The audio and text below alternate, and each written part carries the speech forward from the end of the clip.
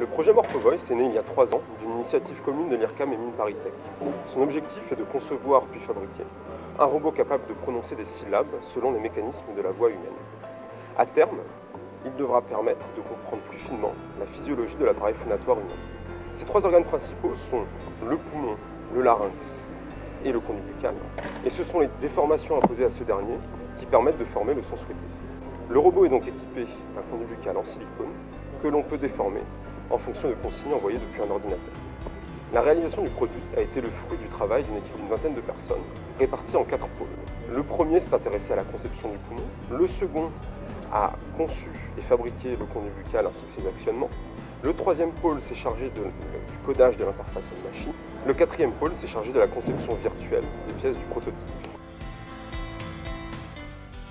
Une partie de notre projet s'est penchée sur la réalisation en 3D du conduit buccal.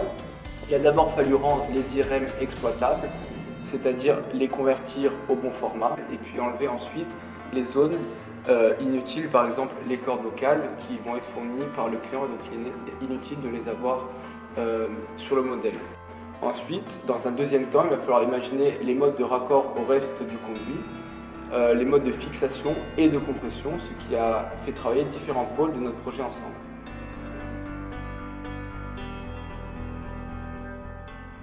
La nécessité de faire un robot morphoréaliste nous a poussé à travailler en détail sur le conduit buccal. Nous avons pour cela utilisé le silicone comme matériau car il a des propriétés de déformation identiques à celles du conduit buccal humain.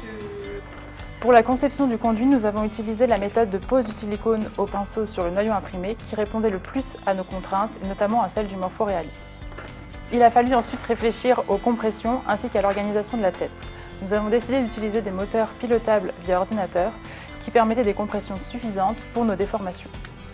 Ces moteurs seront couplés à des mécanismes de déformation qui assureront des déformations les plus fines possibles. Finalement, nous avons intégré notre module aux autres composants, le larynx et le poumon. Dans un souci de morphoréalisme, nous avons tenté de reproduire un poumon pour faire passer de l'air dans la partie supérieure, c'est-à-dire le larynx et le conduit buccal, afin de produire des sons.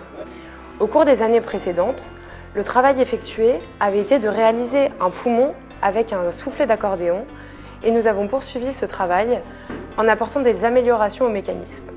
Le premier problème identifié sur le poumon précédent avait été un problème de flambage du soufflet. Nous nous sommes donc procuré de nouvelles pièces et avons apporté des modifications et consolidé ce mécanisme de guidage du soufflet afin de pallier à ce problème de flambage.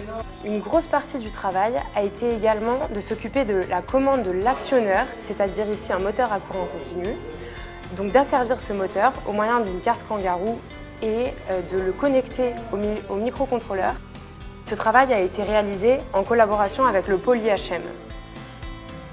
L'enjeu du pôle IHM est de piloter et de coordonner l'ensemble des éléments du projet MorphoVoice. Il recoupe bien plus que la simple interface homme-machine.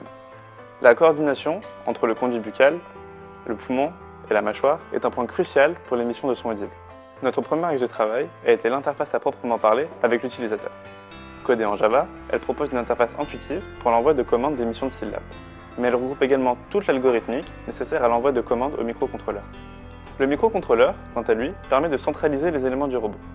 À partir d'une seule trame, il permet de répartir les commandes au cerveau moteur de la tête et à la position du poumon. Pour gérer un projet d'une telle ampleur, il est important d'avoir une bonne communication à la fois en interne et en externe. En interne, ça va nous permettre de bien nous organiser entre nous, notamment entre les différents pôles de travail, pour pouvoir être le plus efficace possible. Pour cela, on a 3 outils de communication privilégiés. D'abord des réunions à chaque séance qui nous permettent de faire le point sur ce qui a été fait, les problèmes qu'on a rencontrés et de faire un plan de travail pour chaque séance. Ensuite, on communique aussi avec 3D Experience, ça nous permet d'échanger des fichiers sur Internet, de faire le point sur les séances et de faire évoluer des idées qui pourront être vues par les équipes qui vont reprendre le projet les années suivantes.